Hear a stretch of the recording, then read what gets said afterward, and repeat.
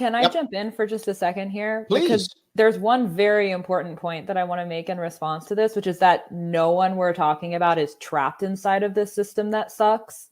And that is one of the points that I talk about the most, because this is so much of the work that I do is around helping parents and also teachers. I have a very large subset of my audience that are disgruntled teachers who are either already have left the system or are trying to get out.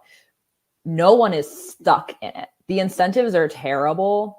Yes. And, you know, to Charlotte's point, if you love teaching and the system is very broken, but you feel like you can hopefully do some good inside of it, there's a strong desire to stay, even though the system sucks. But there are other ways to be a teacher. There are other ways to be an educator besides conceding to play the games of the very bureaucratic, very top heavy, very antiquated system that we've sort of inherited after many generations of meddling and good ideas that were often not very good ideas, and like well-meaning people that were not always and terribly well-meaning who are designing the system that we now have in place.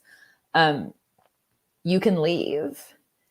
And yeah, I'm with you, Hannah, but I got to be very forward. Please. Yes, you can. But it's not easy for several reasons. It's not easy in certain states like New York State where literally they will come after you. And I have a couple comments. I'll show you that. They'll have to come after you if you don't do the right thing. And it's also not always easy socially, right? Do I have, to Charlotte's point earlier, do I have a social, network that I can fall back on, right? For when things happen, do I have that or not? And also, are my friends going to call me stupid? I'm not joking. When I pulled my daughter out of school, my friends were like, what's wrong with you? They thought I was, now I don't give a shit. That's me, but not everybody feels that way. Right.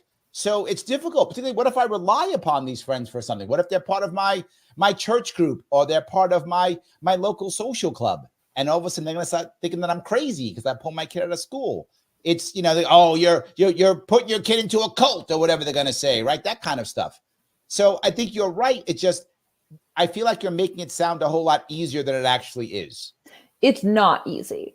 Okay, good. Then we're on the same page then. It's not easy, and it's highly dependent on circumstance. I mean, I grew up homeschooled all the way through. My parents are the type of people who are very comfortable going against the grain, and they don't really care what other people think. Like my grandparents on both sides were very apologetic when explaining to their friends that their grandkids over here were homeschooled. Like they would always kind of feel a need to like over explain it. They didn't approve. They didn't understand. Yes. My parents just didn't care. And I feel like I didn't tell people. Sorry? My wife didn't tell people. Like she didn't bring it up. She didn't want to bring it up. She didn't want to have the conversation.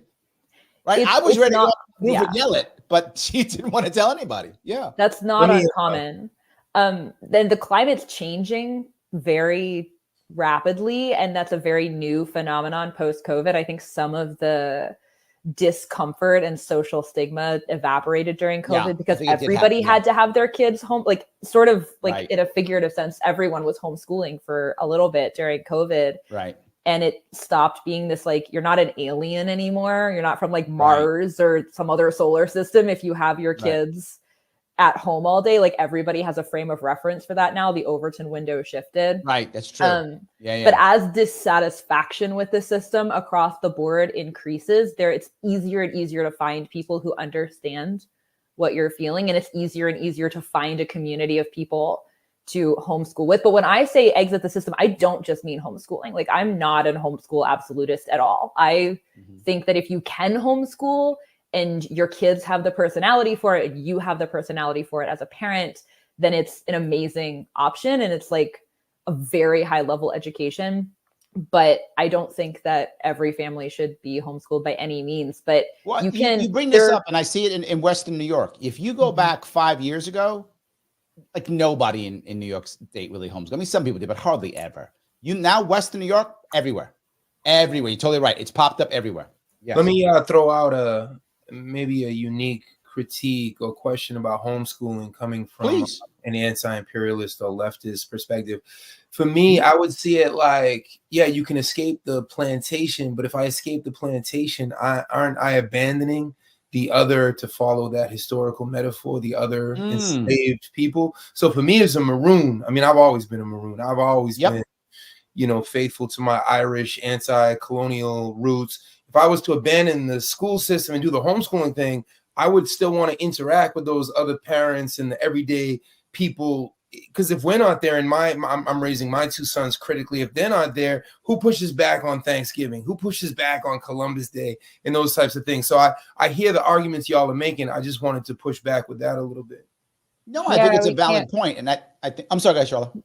We can't separate ourselves necessarily from the community that we're here and bonded with, because I slightly feel, the same in that way. Danny is, a lot of times, and I think that through my life, it's come in waves. Sometimes I'm like, screw the system. Let's get the hell out of here. Let's pack our bags. Let's leave. Let's go to a deserted island and let's never talk to anyone again. We'll make our own homestead. I'll have my own cows and chickens. I have chickens, but all that stuff, right? Oh my God, Charlotte. All that amazing. Stuff. Yes. But at the same time, that just leaves this bubble for them. And if you're not shaking up that bubble, they're going to double down. They're not going to know anything from any other perspective if you're not there.